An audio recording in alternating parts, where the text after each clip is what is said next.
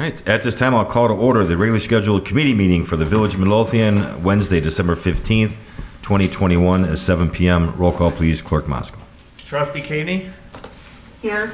Trustee Crowley? Here. Trustee Hilly? Here. Trustee Ivan? Here. Trustee Johnson? Here. Trustee Killily? Here. Mayor LaRue? Here. You have a quorum. Let the record reflect that Trustee Caveney is attended by phone this evening due to an illness. Please stand for the Pledge of Allegiance. I pledge allegiance to the flag of the United States of America and to the republic for which it stands, one nation, under God, indivisible, with liberty and justice for all.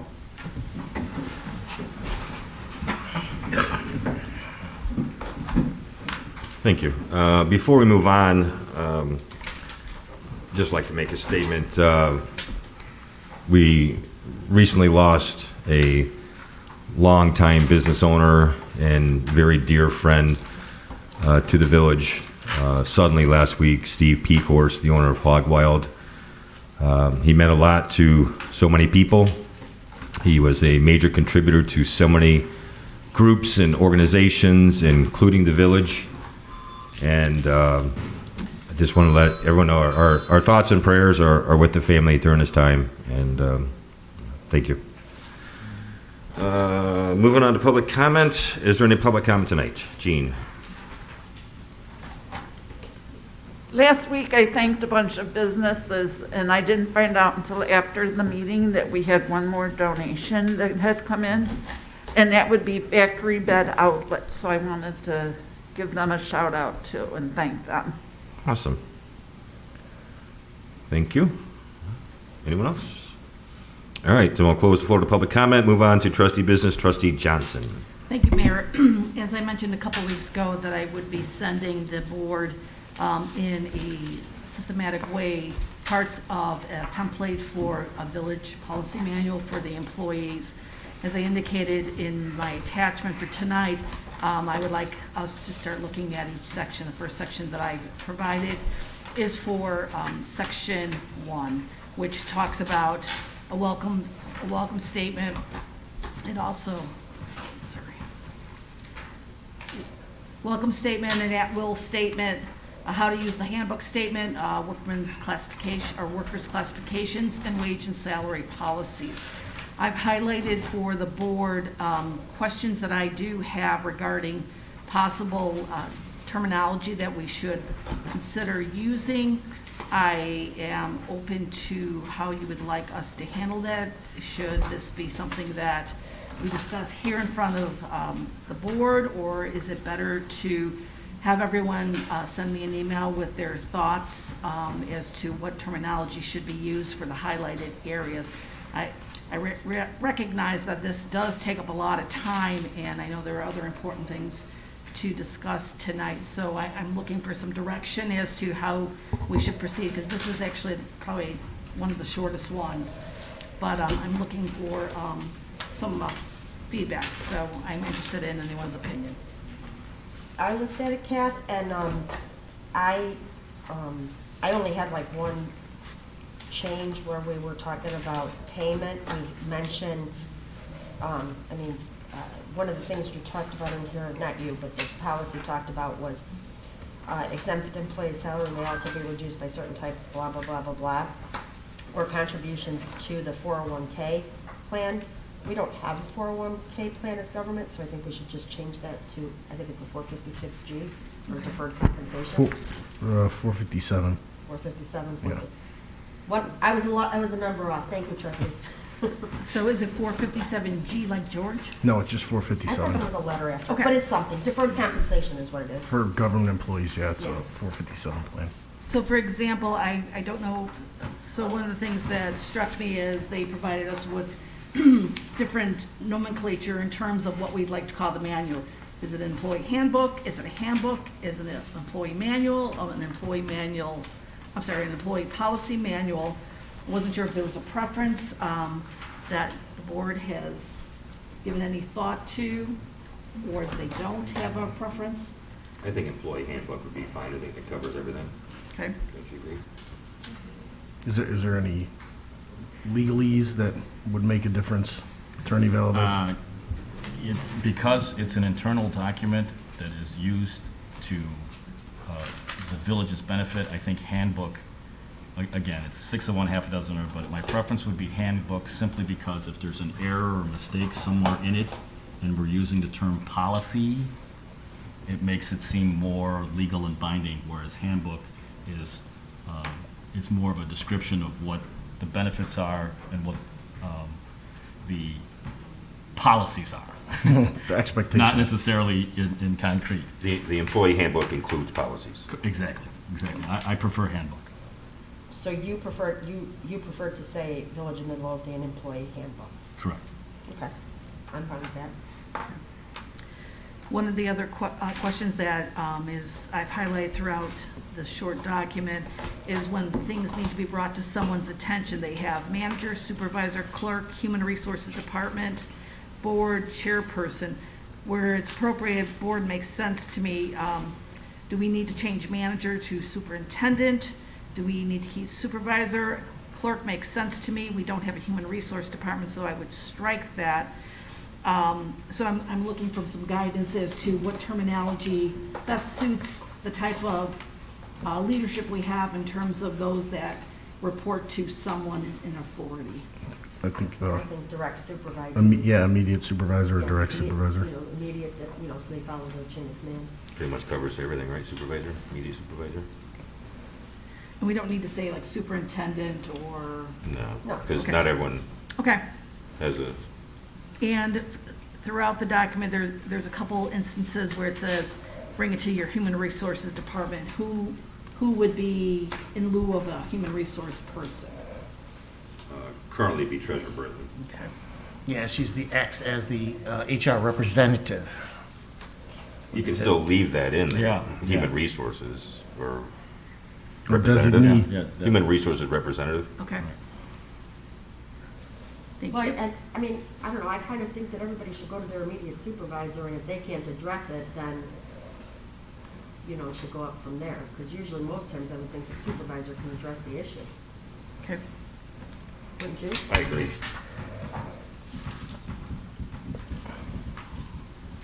And then, obviously, this would be approved by the board, so we'll keep the board. Let's see, what anything else? In terms of on page, I'm not sure the pages, it's section 1.4 worker classification. They have about 10 classifications of employees and volunteers. I'm looking for some direction is, obviously, we have full-time employees, part-time employees. Do we have seasonal employees? Currently, we have one, Okay, more than seasonal, I think. okay. We have project employees, Kind of. okay. Contract employees, Yes. Plumbing inspector. okay. Temporary employees. And this classification also includes volunteers. Do we want to keep volunteers as a classification of a worker? Sir, Okay. attorney, volunteer, Should they be this classified? employee handbook. Would the employee handbook potentially help to guide a volunteer in terms of how they would act in any official capacity in, say, a committee meeting? Well, we would want the policies of the volunteers to apply. But we want to stay away from implying that volunteers have any benefits under the handbook.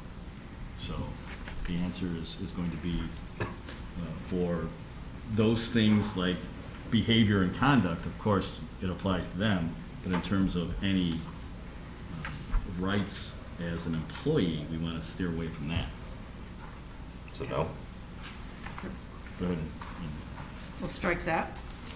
Okay, under accurate timekeeping, the statement says you are to report to it immediately to insert the name, title, contact person. I agree with Trustee Crowley, it should be your immediate supervisor, but then it says for 2 alternative contact people. So it's related to wages. Is this related to, again, a trustee, treasurer of written, if there's two other people that need to be notified, if there's inaccurate timekeeping?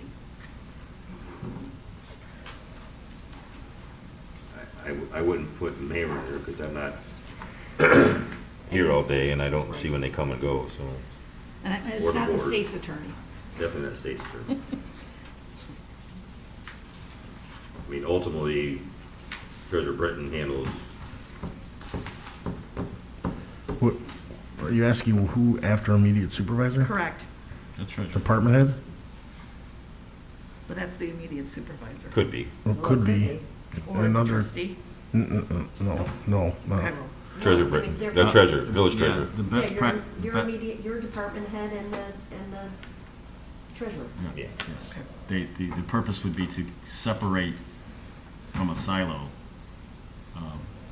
That way, individuals cannot hide something like that. It's good to have a department head and a treasurer because there's two separate checks, if you will. Okay, under the section reporting errors or improper deductions, from what I've heard, Treasurer Britton is considered our HR representative, so her title would go here for reporting of errors of improper deductions related to, insurance deductions or, I don't know. How about keep it, previously we had human resources representative, Okay. human resource representative, Okay, whoever that may be at any given time. okay, Well, and it says here too, right before that, reporting it to your, I would change that from immediate supervisor to department head and not or, if we're talking about a double check like Attorney Valdez just said. should it be department head and HR representative? That would be my guess if Okay. we're being That sounds about consistent. right. So just for consistency's sake, in the last two questions I've had, we've used department head. In the beginning of the document, we use immediate supervisor. What is your preference? To me, I see those as the same. Well, it's not. They're not. It could be, but it's It not could- always. Yeah, it could be. And like in the bigger departments, there's a chain of, like police department, you have your sergeant, you have, lieutenant, you have deputy chief and chief. I think for the financial stuff, it has to be the department head, and for the day-to-day, practical stuff, it can be immediate supervisor. Okay. Because in some cases, like you said, it will be the department head, in some cases it won't be. Okay, so now my next question is, you've given me my feedback. I can go ahead and change this document. Is the next step, because I'm looking for some direction, to bring it to the board next week for approval? Or does the village Right. attorney need to look at it one more time before the board votes on it? I'm just looking for what's our next steps.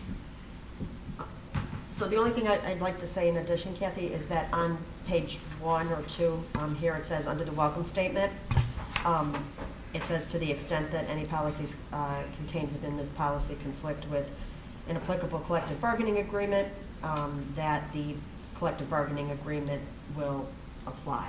Yes. Do we need to have that on every section, No. or just that one page? No, just that one. Okay, so some of our collective bargainings, I believe, have in their contract where they can review policy for 30 days before it goes into effect. That this will stop that. We don't need to give our CBAs notice. They have contended that that is a subject of bargaining, but our position is that this is a management right because it doesn't affect the union contract. So this is fine.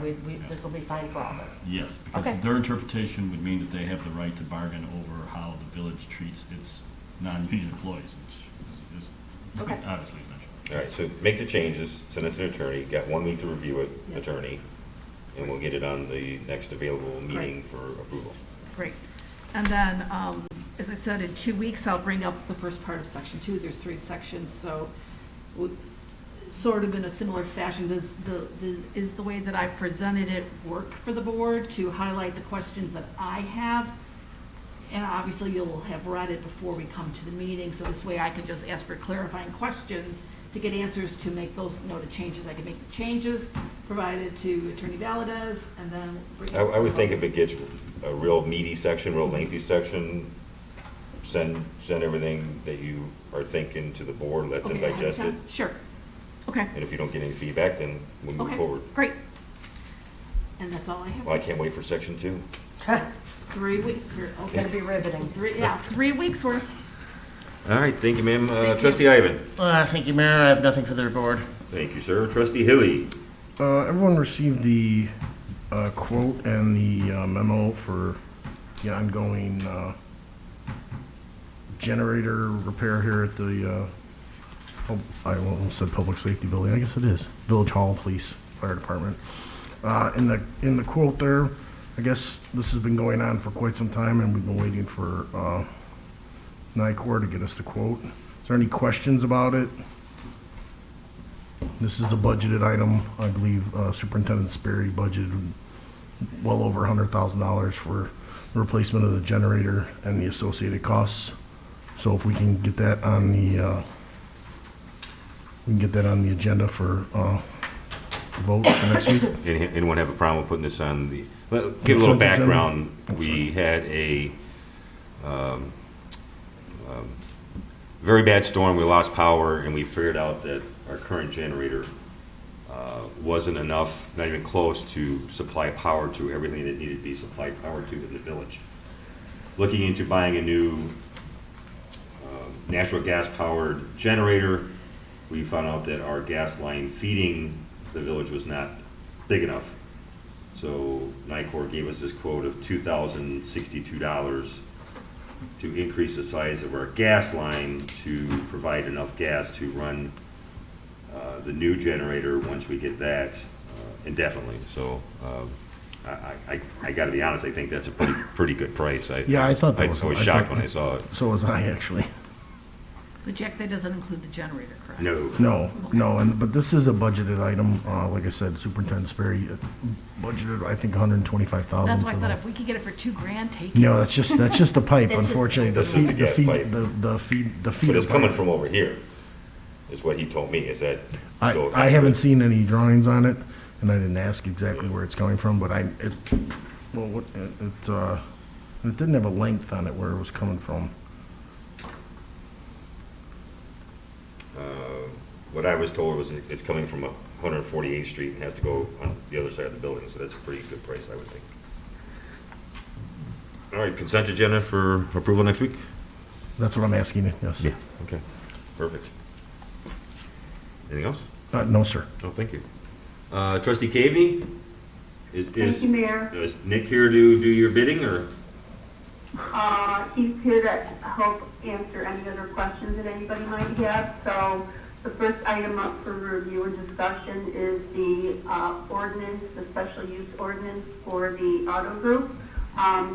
Since we just got these ordinances from the attorney on Monday, I've not had a chance to review them prior to anybody else. And being that I've been a little under the weather, I reviewed them today, and I have a few questions myself. So, first let me ask, does anybody else have any other questions that they would like to present to Superintendent Weiner to be addressed? No. Are you No, asking, no, are you any asking, questions? are you asking to postpone this item to a later date? No. Oh, No. We just all got these ordinances on Monday. So, it's not like I got them in advance to review them before anybody else. Everybody got them at the same time on Monday. So I'm asking, before I present my questions, I'm asking the mayor and any of the board if they have questions for Superintendent Weiner right now. oh, sorry, I misunderstood. I do not. That's okay. Anyone else? Okay. No, I No. don't either, Kim. Okay, so my question is on section 3, number 8. It says the proposed special use is compatible with development on adjacent property. I guess what piqued my interest in this statement is that the property owner who owns the hard corner where the auto group is located also owns the adjacent property going to the south, just south of the alley. There used to be the nail school. And they had been wanting to park some of their for sale vehicles on that concrete, but they were told they cannot because that concrete was not poured to be a parking lot. That concrete was poured to be a floor of a building. So they were told that they cannot use that. So I guess what's not clear in here is this special use just for the hard corner, or is it for the hard corner plus the adjacent property if they correct the concrete pad?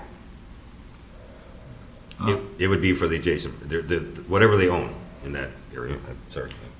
Yes, that is the language under the village code that is a required finding by the zoning board of appeals. It probably more accurately represents non-interested adjoining properties. It could be either way, but. Okay. All right, the other question I have is under section number 4. Number 12 says, neither the property owner nor the lessee of the property shall use any abutting properties for any purpose inconsistent with village code and/or which require a special use. So, does this refer to the vacant lot? The former nail school property? Superintendent Weiner says yes. Okay, all right. So just so that everybody else understands, this is kind of a side note. We had heard that the property owner might be in conversation with the post office to sell that property to the post office because the post office needs extra parking and wanted to park their mail trucks there. I don't believe that that's in the village's best interest. I believe that the purpose of selling that property to the current owner was because we were under the assumption he was going to expand his business or he was going to redevelop that property. So I don't know if anybody has heard any rumblings, in the neighborhood about it being sold or not, but I have not, no. okay, excuse me.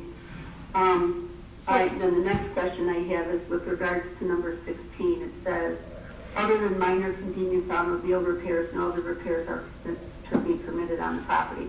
My understanding was there was supposed to be no minor convenience automobile repairs here.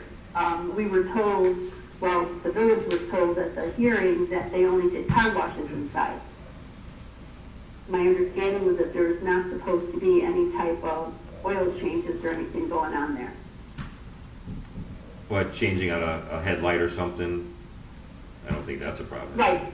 Minor. No, they can change, right.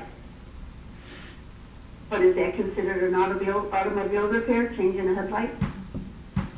There's 3 kinds of repairs that we have defined in our ordinance. One's convenience, one's minor, and one's major. So if you look under Title 11 zoning and definitions, they'll have them in there. I was just going to look it up. I lost my internet connection. The minor convenience is change the oil, change windshield wipers, change a headlight, change a brake light. That's what they mean by convenience repairs. Minor repairs would be like brake job, exhaust, like you would see a Firestone do across the street. And major would be like a body shop or heavy engine repair, change of transmissions. Okay, then we don't want to allow minor repairs, correct? Didn't we tell them no minor repairs? They told us they weren't doing those, that they were only cleaning, that they were only doing car washes inside those days. So should we delete the word minor and just leave convenience? Well, convenience allows for, Superintendent Weiner just said, oil changes. Right. I'm sorry, I couldn't hear him that well, so I didn't hear the oil change part. I think minor would probably be fine if you were just talking about changing out a headlight or a tail light or a windshield wiper or something. It's defined in our village ordinances as far as what each one is. I can't hear He said Superintendent, so Gary, you're gonna have to relay. It's defined in our village ordinance, what each name means, minor, convenience, Okay. and major. And so you're saying that minor is windshield wiper blades and light bulbs?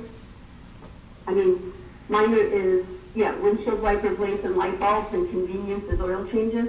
No. It's the other way around. Other way around. I thought, Okay. then I misunderstood. I Minor think and it leave said convenience. leave convenience. Where Which one includes oil changes? I believe it's convenience.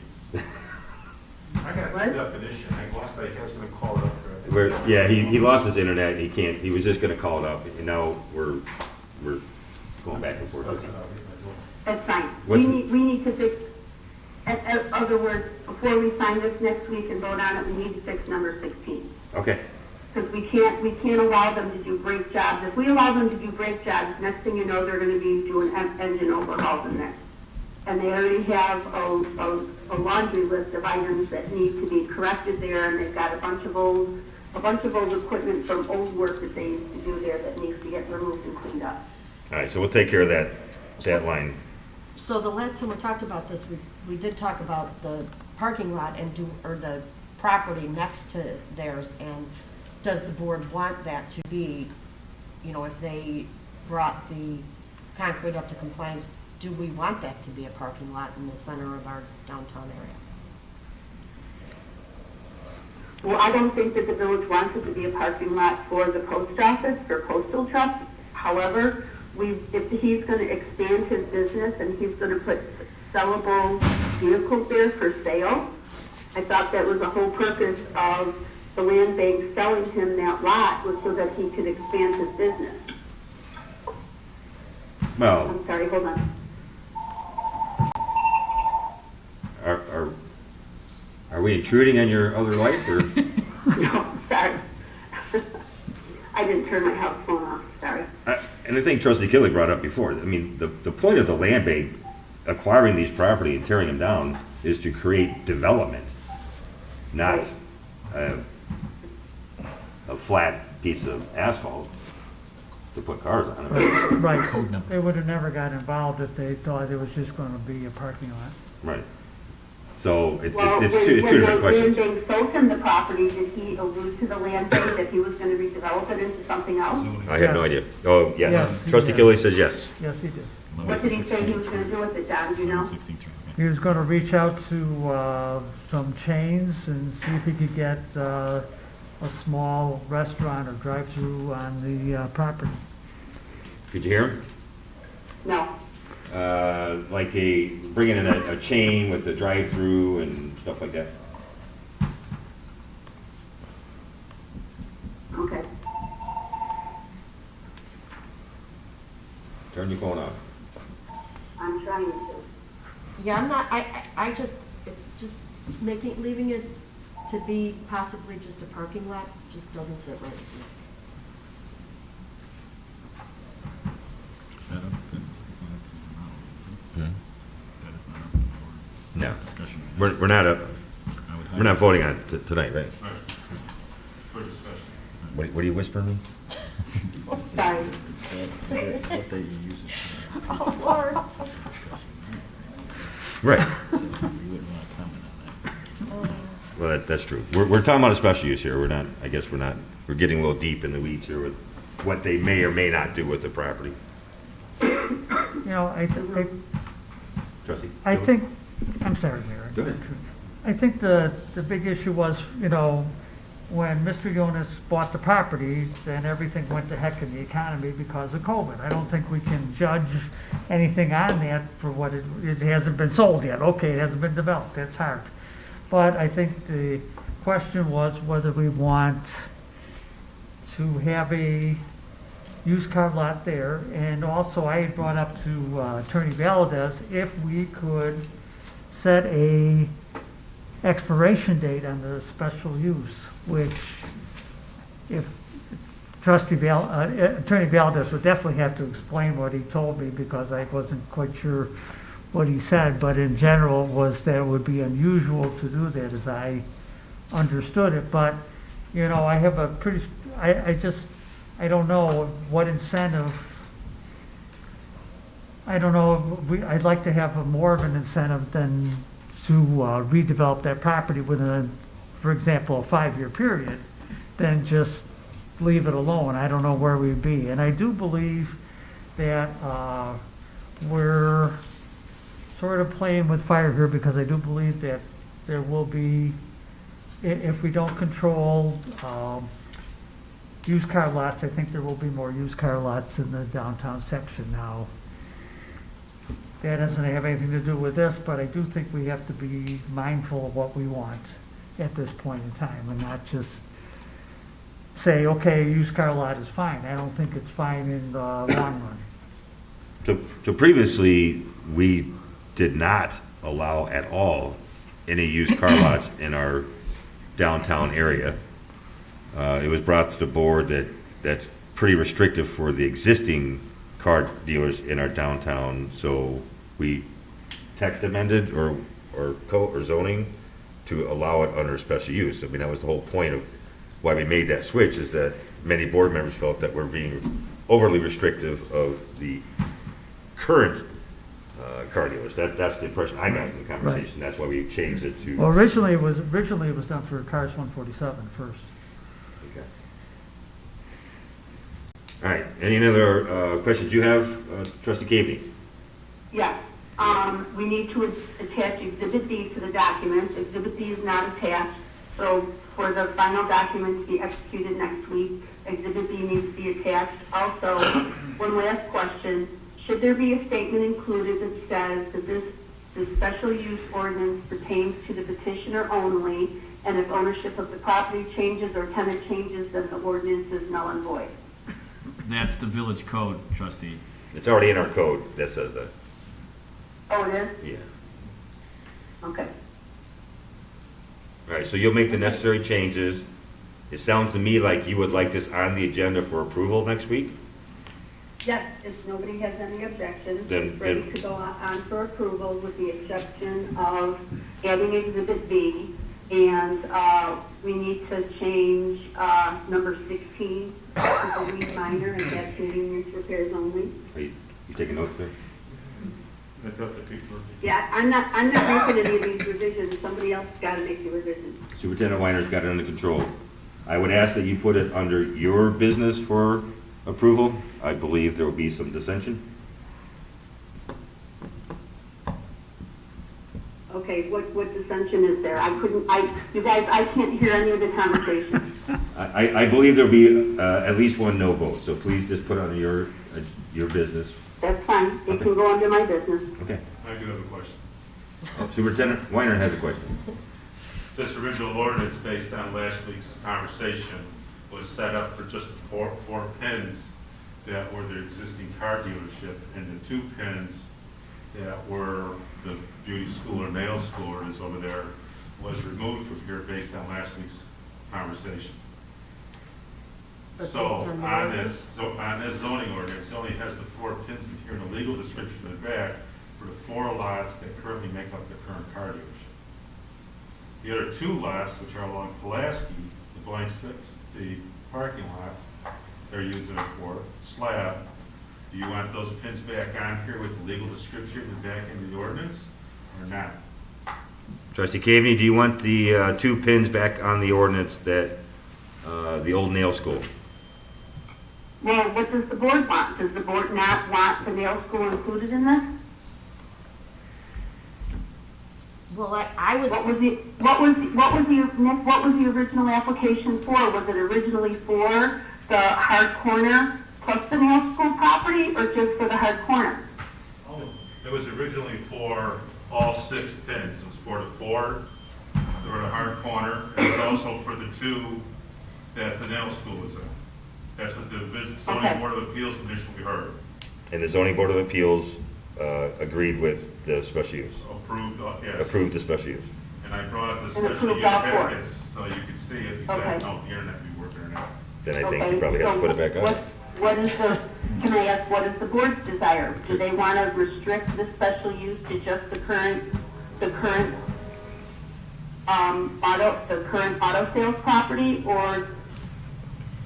so I can only speak for myself, Kathy. I am opposed to having just a The whole- parking the whole lot thing, on all 6. 147th Street. I'm Pulaski, sorry. Sorry, say it again. Okay, so. I would be so opposed Sandy to is- just having a parking lot. So Sandy is opposed to including the nail school property in this? I'm Correct. opposed to including it if the whole purpose is to have it be a parking lot. I just don't think that's what we need in our downtown area. Okay. How about anybody else? I believe Trustee Kiley is in agreement. Yes, Okay, I am as well. okay, So is, What was that? so is trustee Ivan, so you're gaining Okay. steam here. I'm in agreement, so let's just leave it for the 4 pins that are for the current hard corner property.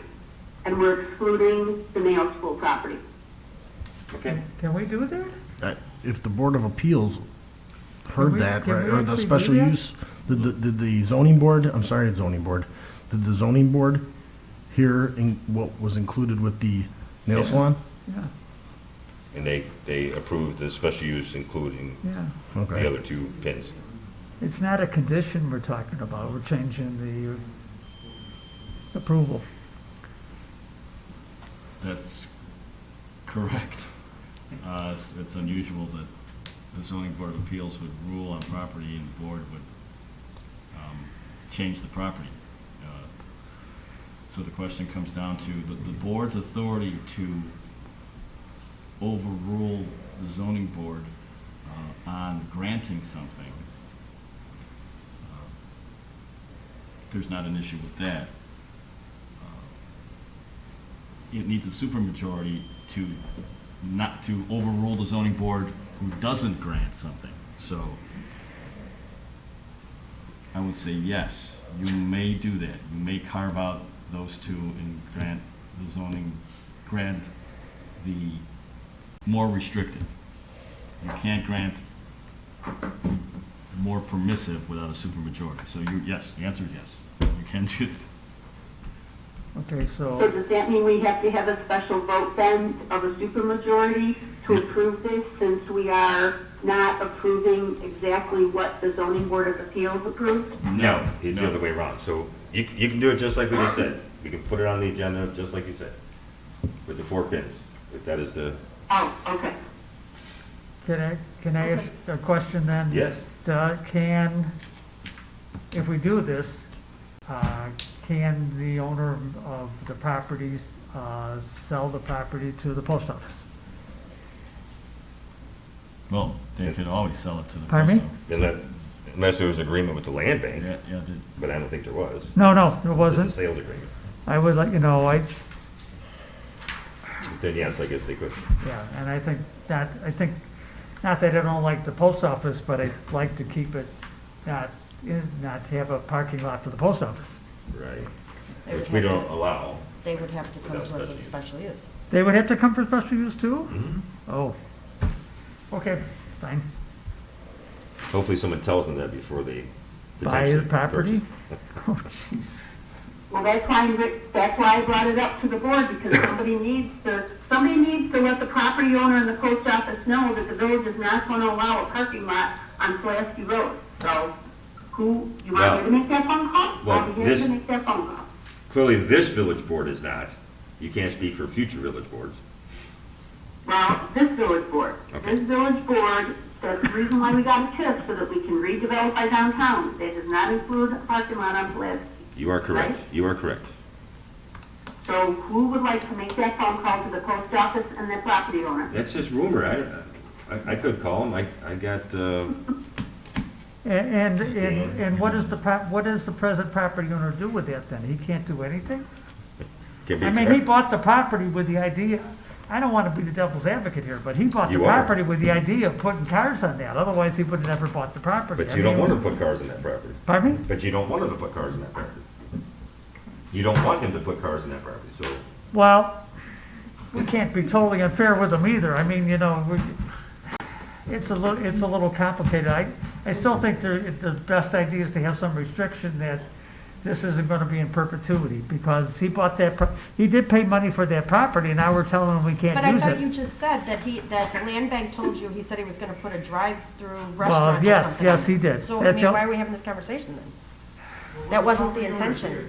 I'm here, I can't even talk. I felt like, kind of talking over you guys. but- Yeah. Would you like to say something, if possible? I'll let you speak briefly. This isn't a hearing or anything, it's a village meeting, but I'll let you speak briefly. What do you have to say? When I bought the property, there was no coronavirus. There was no what? No coronavirus, no COVID-19, nothing. Right. So I came to the village with the intention of developing the property, hoping that my dealership, along with that two lots would make it perfect for Starbucks or anything. Then all of a sudden, economy went down the drain, and I don't know how long it's gonna be down the drain. You guys gonna help me get a tenant, national tenant that wants to buy all this property? Mine. But meanwhile, the post office is very interested in it. They needed to stay in this area. They need the parking lot. They signed the contract today, right?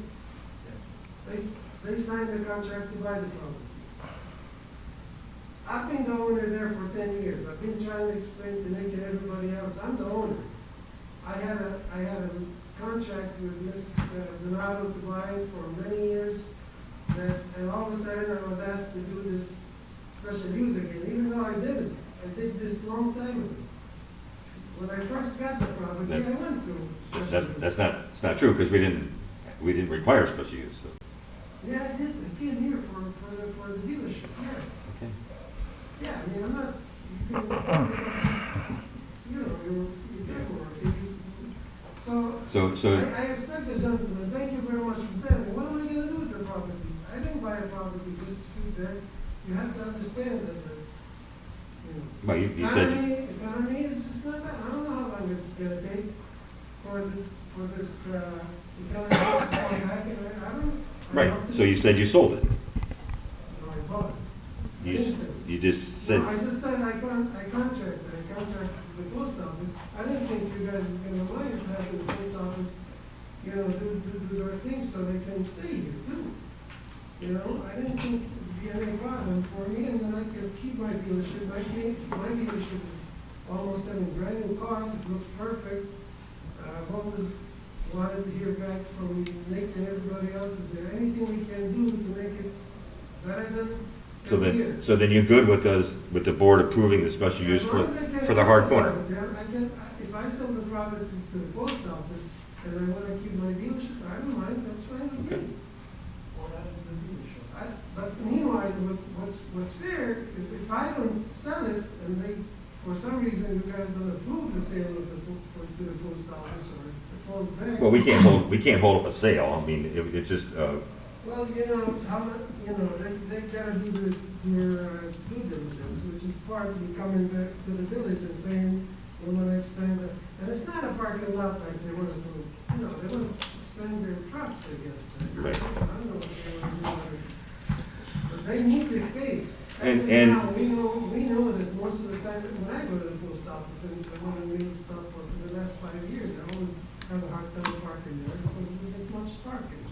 so here's the other side of the coin. There is an individual that bought the old Rate A building, the Rate A TV building. She's thinking about putting a restaurant in there, and she also owns all the gravel to the north where all the postal workers park now. So if she does develop that into a nice restaurant, she'll make that a parking lot for the restaurant, not the postal workers. So that will be an issue going forward. So that's something the board will have to undertake if the post office does buy it and they want to do something like that. They'll have to come to the village and talk. I mean, but when we start to look at the big picture, as someone else said, the TIF took us 2 years to get that going, and it was designed to spur development in our downtown. So parking lots don't fit, but if we're taking away current parking for the postal employees, they got to go somewhere. So maybe it's something that can happen. I don't know. Well, I just. Right? I don't want to start putting the cart before the horse. We got to deal with this issue first. Give you the special use for the hard corner, the 4 pins. Let you run your business, and Things changed with the COVID, and that's why I started thinking, if the post office doesn't mind, then I'll do the parking lot to your qualifications where it's really looking nice. I'm selling mostly 18, 19, 17 nice cars. It's beautiful, it gets better every year.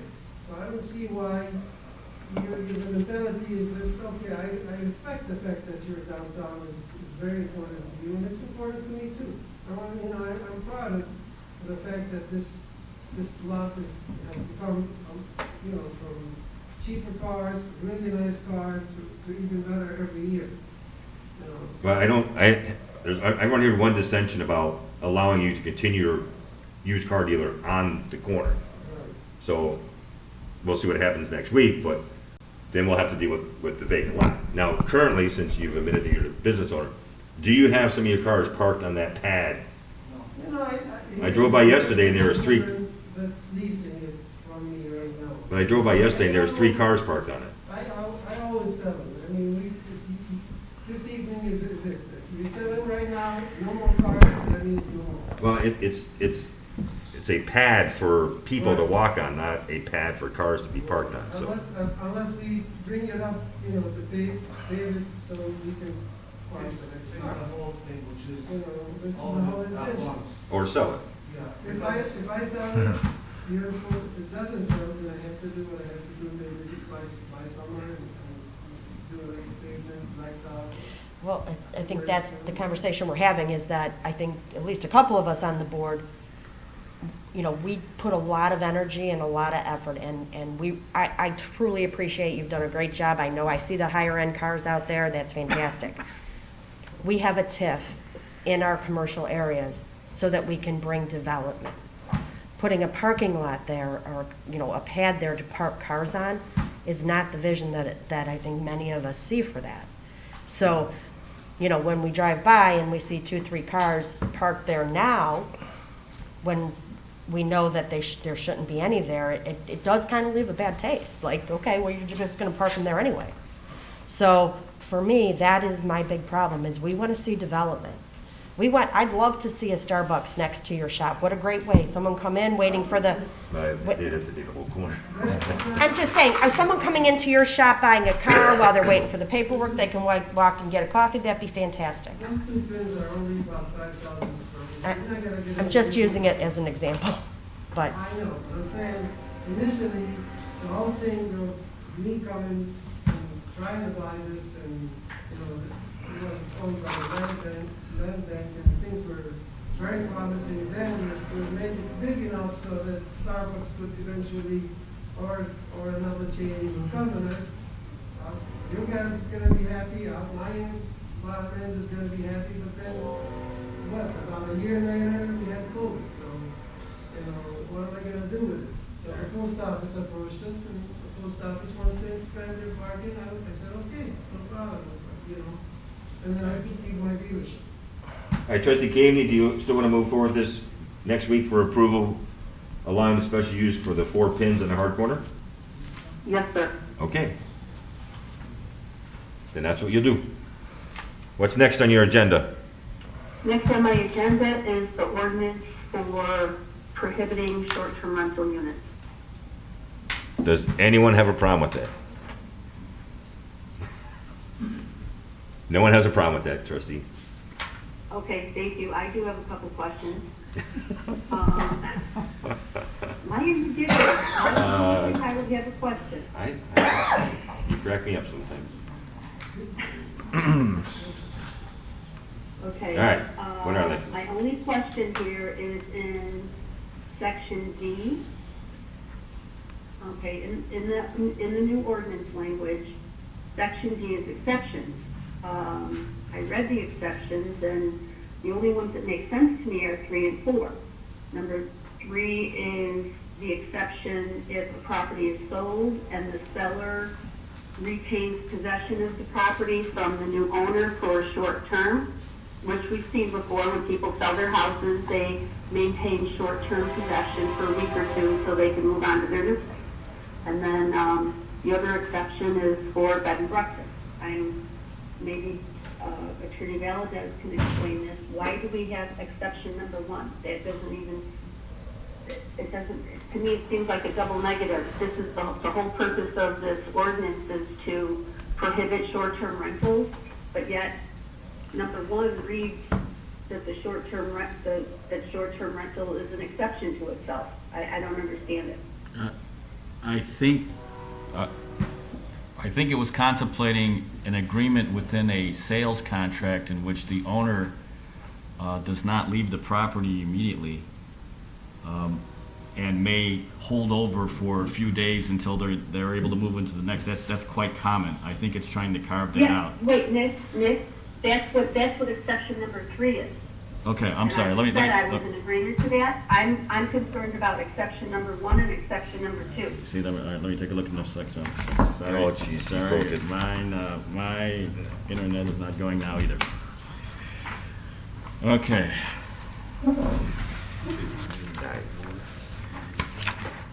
Okay, so we are at the exceptions. She doesn't like 1 and 2. Exceptions 1. No, I can read it. I mean, I can read it on my phone, sorry. Sorry. Definitions, short-term rentals. Okay, so that's right here, this right here.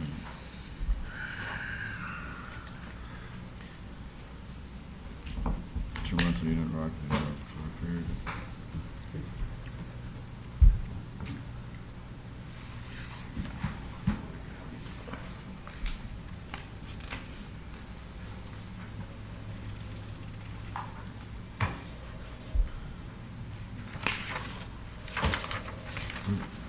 Where do you see that?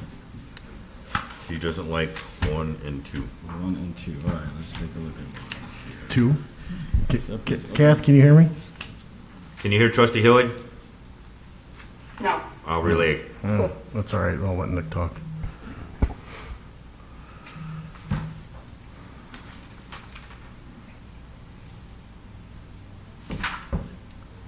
I don't know. It's just a bunch of words.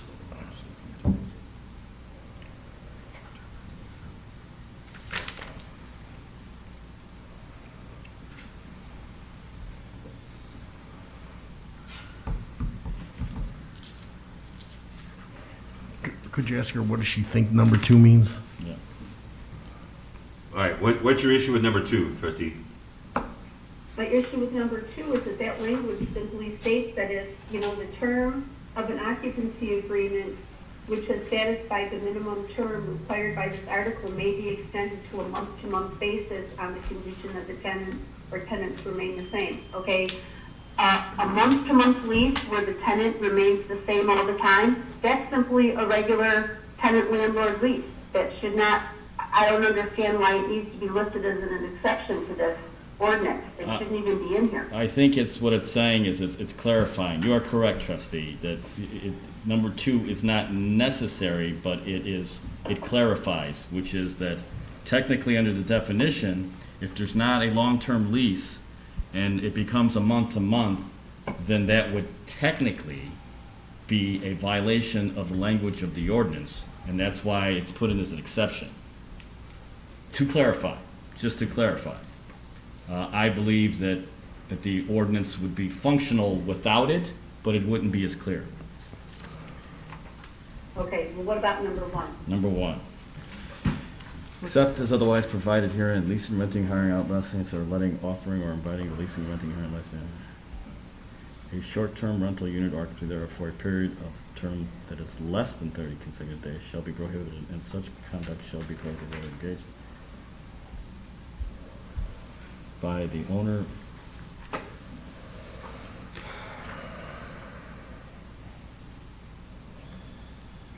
What's Kathy's issue? Yeah, what's your issue, trustee? Because it sounds like it's If you read the language in number 1, the language is number 1, it's specifically stating why we're prohibiting short-term rentals. But then this language is included as an exception. What exactly is the exception in this language? Oh, I see what you're saying. Basically, this ordinance is supposed to state that unequivocally, short-term rentals are prohibited. But statement number 1 is saying that short-term rentals are prohibited, except this is an exception. The exception here is that they're saying that a short-term rental less than 30 consecutive days is an exception. It's very complicated. It's confusing, the matter. Explain it to me. Tell me why this exception is needed or why it's valid. It says it's prohibited in this. Yeah. No, I see what you're saying, trustee. You're saying that Yeah. item It's number prohibited. 1. So, but Gary, under D, section D says short-term rental units restricted, semicolon, exceptions. Okay, These I four see. items are exceptions to the short-term rental. Okay, all right, I have it. Attorney Murphy drafted this, so I'm going over his steps, but if you notice, under section D, it references short-term rental units restricted. That's number 1. exception is number 2, number 3, and number 4. So, under section, And then these headings need to be fixed then, because to me, the way I'm interpreting this, and I'm not a lawyer, so most other people who are going to read this are not going to be lawyers either. They're going to look at number 1 and see that number 1 is an exception. So well, the headings, somehow the headings need to be fixed for clarification then. if I may, I am a lawyer, and that's the way they write them. Because the section D, trustee, it says short-term rental units restricted. And I know what Mr. Murphy was trying, Attorney Murphy was trying to do, is he's putting in the restricted language, the declaratory language of what you can't do in the village under section D. And in addition to that, he put, as a matter of drafting, the exceptions immediately after it. This is not unusual. I think he did that to keep the ordinance short and concise. I don't think that there's anything wrong with it. The ordinance should still be short and concise. I'm asking you then to put the heading to put a different heading for the 3 exceptions. Because if it's going to confuse me, and I'm used to reading these, it's going to confuse everybody else, and then we're going to still have property owners coming in and arguing. I mean, if you want to amend it, you could, but I have to be honest, I don't think it is confusing because paragraph D references what the next provisions are going to be, which is short-term rentals units restricted. That's number 1. It's restricting it. That's the operative language of the clause. Then we go on, comma, exceptions. And then, quite common, when you restrict something in a code, you don't want it to apply to something else, you put the exemptions right after it. And Mr. Murphy did it under one title, and I don't think that's confusing. I think that's standard language.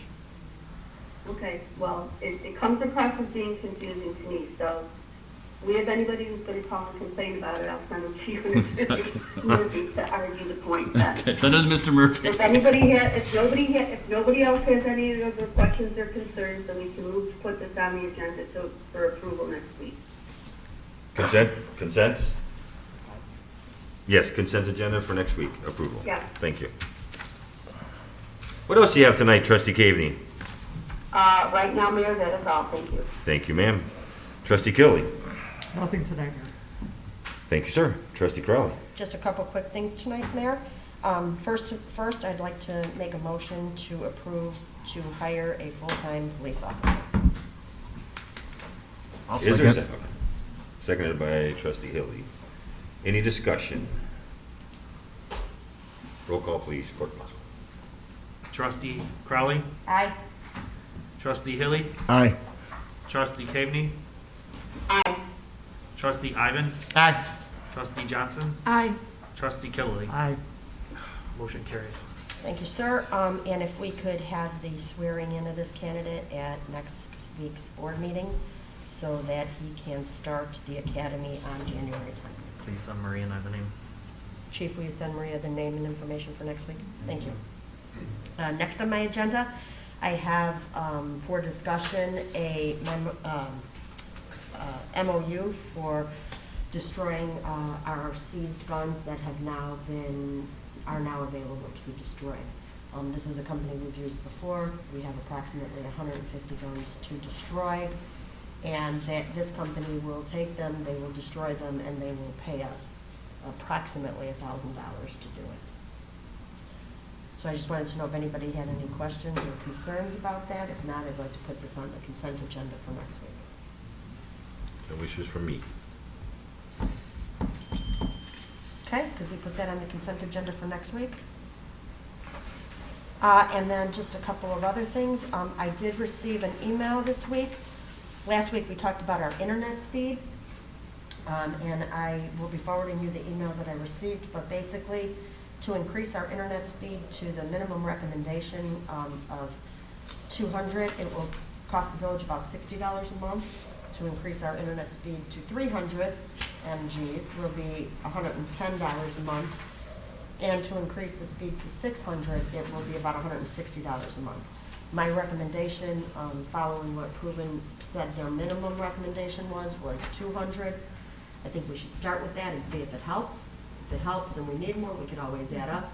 But I think we should at least start with the 200, changing it from 60 to 200 for $60 a month. I just got a little question. Why do we have to increase the speed? Didn't it get increased when we got the fiber optic? Or is this something else? This is the speed that comes in from, is it Comcast? Or You is gotta it pay, Comcast? you gotta pay for speed. We only have 60 MGs right now, speed coming in from them, Oh, so it's from the business from license? the business license. Oh, okay. yes. And if you use too much data, they intentionally slow your speed down. It slows it down. So they're recommending that we used to, is it on the cloud or in the cloud? I don't know. I don't know either. It's definitely off the Don't clock. make me talk about IT stuff, this just is not fun. But that's the recommendation, that we increase it. So I'm making the recommendation that we increase it to 200 at the cost of $60 per month. And if no one has any problem with that, I will ask Maria to put that on the agenda for next week. I will send her, for the consent agenda for next week, I'll send her the email from Ruben. How will we know that we're getting better speed? Well, sir, I'm gonna leave that up to you. Nick wouldn't be cut off, Nick wouldn't be kicked off. Yeah. Didn't IT Thank you, do John. wasn't IT here, or IT? Weren't they here 2 weeks ago doing, or Yes. two? Yeah. And that's how it came. That's how it came what- about that's how that- it came about. okay. And a bunch of Our us speed still test weren't. was Right. very slow. Yep. It should be at 80 and we were at 20 and so, And what if we don't get the results for that $60? well, then we can always go back. We get up at that. Well, we could up it or we could go back if we think that's not the problem. But how they explained it to us is that, the speed comes in and when there's a lot of people and a lot of data pulling at it, then it just gets bottlenecked and there's not enough speed to push it through and push it out to people faster. Drags it down? It drags it down.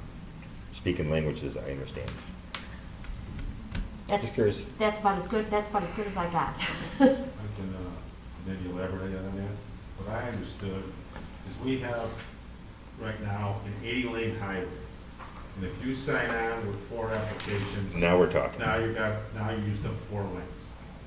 So by the time you have 30 people sign on, and each person has 2 apps open, they're using 60 lanes. Okay?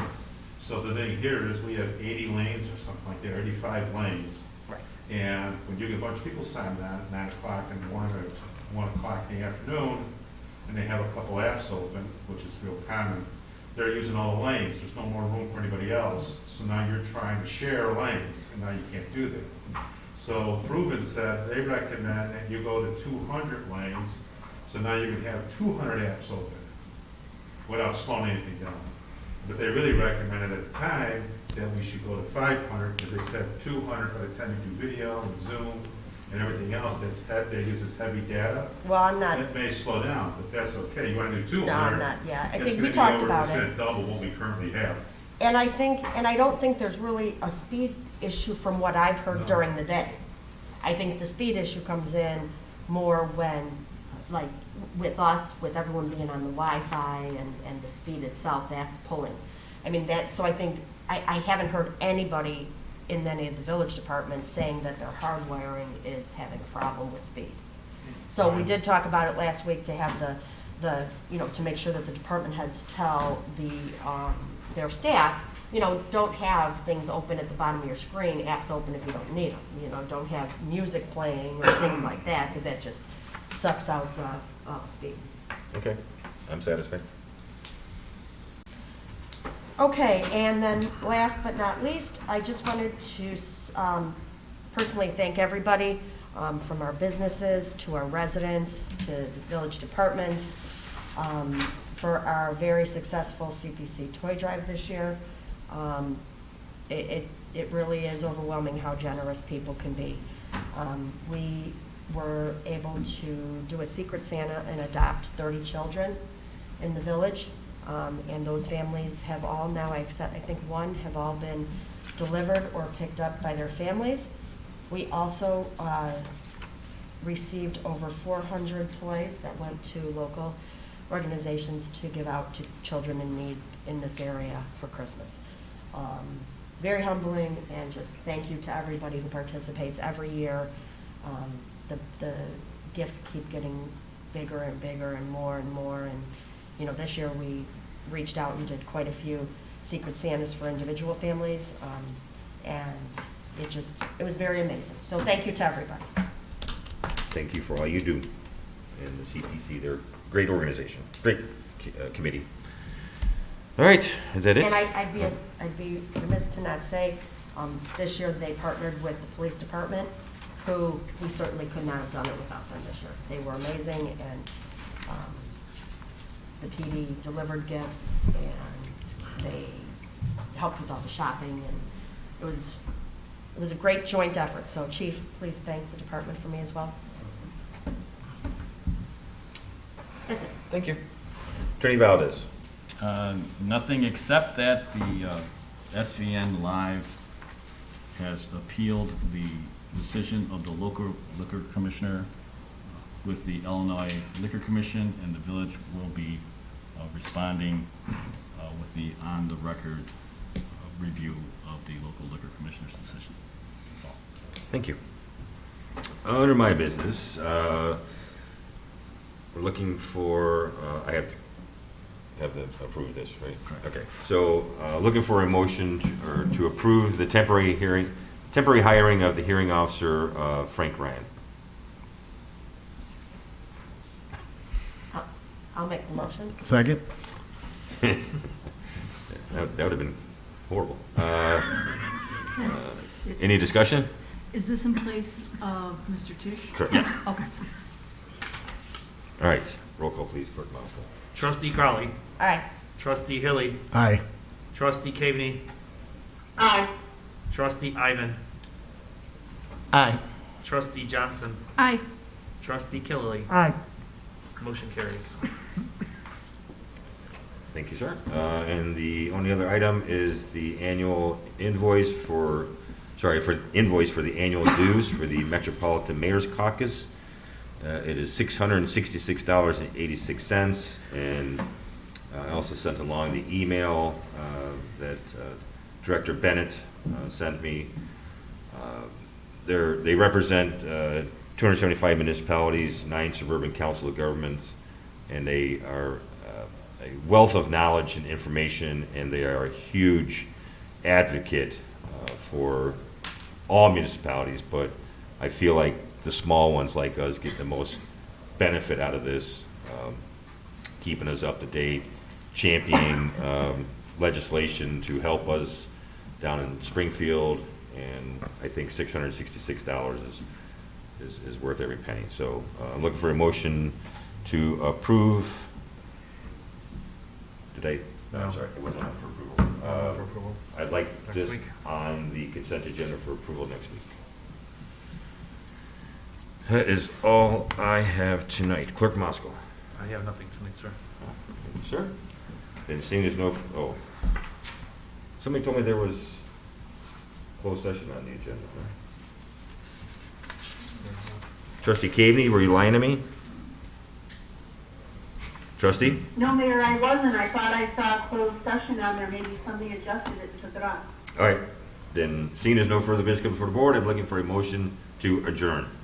I'll make that I'll make the motion. motion. I'll second. All in favor? Aye. All opposed? Aye. Meeting adjourned. Thank you all. Thank you.